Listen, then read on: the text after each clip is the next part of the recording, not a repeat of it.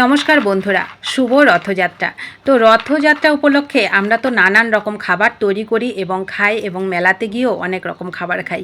তো সেই উপলক্ষে আজকে যদি আমরা এই ছোট্ট সহজ রেসিপিটা ঘরে তৈরি করে নিতে পারি, এই খাবারটা যেমন বানানো সহজ, খেতে তার থেকেও অনেক বেশি মজার। আর সবথেকে বড় কথা, এই খাবারটা আমরা বানিয়ে সংরক্ষণ করেও কিন্তু খেতে পারি। খেতে দুর্দান্ত লাগে। এটা খেতে এতটাই মজার হয়, আপনি যখন খাবেন শুধু খেতেই থাকবেন। এত সুস্বাদু আর এত মজার এই খাবারটা খেতে লাগে। তো বন্ধুরা, আশা করি আপনাদের ভালো লাগবে। ভালো লাগলে একটু লাইক দিয়ে পুরো রেসিপিটা দেখার জন্য আপনাদের কাছে অনুরোধ করছি। খুব সহজভাবে আমি রেসিপিটা তৈরি করে আপনাদের সঙ্গে শেয়ার করব।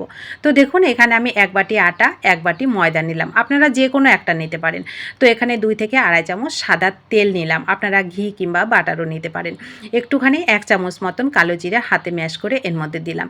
একটু ভাজা মশলার গুঁড়ো, মানে জিরে, ধনে, গরম মশলা ভেজে গুঁড়ো করা ছিল শুকনো লঙ্কা দিয়ে, তো সেটা এখানে দিয়ে দিলাম। স্বাদ মতন লবণ আর একটু চাট মশলা দিলাম। চাট মশলা আর হচ্ছে এই যে ভাজা মশলার গুঁড়োটা, এটা দিলে আর কিচ্ছু লাগবে না। খেতে এত মজার হবে আর এত সুন্দর একটা ফ্লেভার হবে, আপনি যখন বানাবেন তখনই বুঝতে পারবেন। তো দেখুন, আমি তেলটা দিয়ে আর মশলাগুলো দিয়ে সুন্দর করে এটাকে আমি ময়ামটা দিয়ে না, ময়ামটা যেন খুব সুন্দর হয় সেটা অবশ্যই খেয়াল করবেন। তো ময়ামটা দেওয়া হয়ে গেলে এবার অল্প অল্প জল দিয়ে আমি সুন্দর করে এটাকে মেখে একেবারে সফট একটা ডো তৈরি করব। তো মাখাটা বলবো অবশ্যই ভালো করে মাখাবেন, তাহলে এই খাবারটা অনেক বেশি ক্রিস্পি হবে, আবার খেতেও ভালো লাগবে। তো দেখুন, মাখাটা আমি কত সুন্দর করে মাখিয়েছি, একদম নরম সফট করে কিন্তু মেখে নিয়েছি। তো এইবার এটাকে আমি সুন্দর করে 10 মিনিটের মতন মানে ঢেকে রেস্টে রেখে দেবো। তো 10 মিনিট পর ফিরে এসে দেখুন, এটাকে আমি আরও 2 মিনিট ভালো করে মেখে নেব। তাহলে মাখাটা খুব সুন্দর নরম হবে, সফট হবে, আর খাবারগুলো যখন খাবো না, খেতে অসম্ভব মজা লাগবে। তো দেখুন, আরও 2 মিনিট আমি ভালো করে মেখে নিয়েছি। এবার এইগুলোকে ছোট ছোট করে লেচি কেটে নেব। লেচিটা বড় ছোট যে কোনো আপনারা করতে পারেন। তো আমি বড় ছোট 3টে লেচি এখানে কেটে নিলাম। যেভাবে লেচি করুন, মানে লেচিটা এই রুটিটা যেন একদম পাতলা হয় সেটা অবশ্যই খেয়াল করবেন। তো আমি ছোট বড় দিয়ে 3টা করে নিয়েছি। এইবার আমি প্রথমে বড়টা নিলাম। একটুখানি ময়দা ছড়িয়ে আমি এটাকে সুন্দর করে একদম পাতলা করে, কিন্তু যতটা পাতলা করা যায় ততটা পাতলা করে এটাকে বেলে নেব।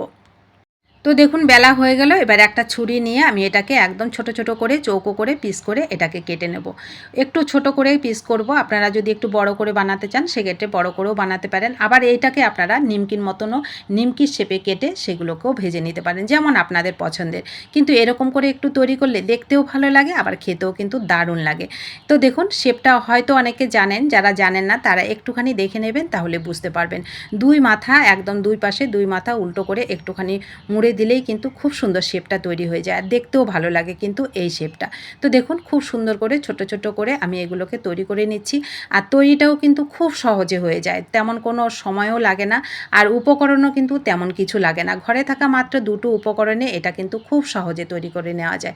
মশলা, যে কোনো মশলা আপনারা দিতে পারেন। এখানে যে কোনো আটা কিংবা ময়দা দিয়েও আপনারা করতে পারেন, যেটা আপনাদের পছন্দের। কিন্তু খুবই সহজ আর খুবই মজার একটা রেসিপি। আপনি যখন তৈরি করে খাবেন না বন্ধুরা, শুধু খেতেই থাকবেন, এত মজার লাগে এই নিমকিগুলো খেতে। তো দেখুন, আমি প্রথমে একটা যে রুটি আমি কেটেছিলাম সেটা আমি একটা প্লেটে নিয়ে সেটাকে মিডিয়াম হিটে, এদিকে তেলটাও গরম বসিয়ে দিয়েছি, একটু মিডিয়াম হিটে 2 পিঠ ভালো করে উল্টে পাল্টে মুচমুচে করে এগুলোকে ভেজে নেব। দেখুন কত সুন্দর মুচমুচে করে এগুলো ভাজা হয়ে গেল। একদম ডিপ ভাজা করব, তাহলে খুব সুন্দর মুচমুচে হবে, আর অনেক টাইম, মানে অনেক দিন ধরে এগুলো খুব সুন্দর মুচমুচে থাকবে। তো দেখুন, ডিপ করে আমি এগুলোকে ভেজে নিয়েছি। একটু ভালো করে তেল ঝরিয়ে তবে এটাকে তুলে নিতে হবে। 2 পিঠ কিন্তু সুন্দর করে ভাজবেন, তবে মুচমুচে হবে। এক সাইডটা হবে, এক সাইডটা হবে না, সেক্ষেত্রে কিন্তু নরম থাকবে। ভেতরটাও যেন খুব সুন্দর হয় সেটা একটু খেয়াল করবেন। তো পরের রুটিটাকেও আমি বেলে নিয়েছি, সেটাও দেখুন পরেরটাকেও আমি একইভাবে ভেজে নিলাম। তো দেখুন কত সুন্দর মুচমুচে কুড়মুড়ে নিমকি কিন্তু আমার রেডি হয়ে গেল। নিমকি তো আমরা সবাই তৈরি করে খাই, খেতেও ভালো লাগে, কিন্তু একবার বলবো এই সুন্দর ডিজাইনের নিমকিটা একবার তৈরি করে খেয়ে দেখবেন। যাকে খাওয়াবেন সেও আপনার প্রশংসা করবে, আর আপনারও ভালো লাগবে।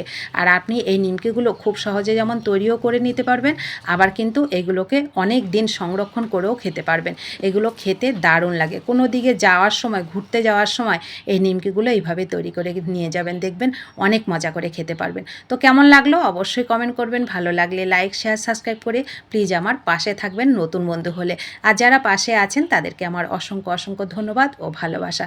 সকলে ভালো থাকুন, সুস্থ থাকুন এবং আনন্দে থাকুন। ধন্যবাদ।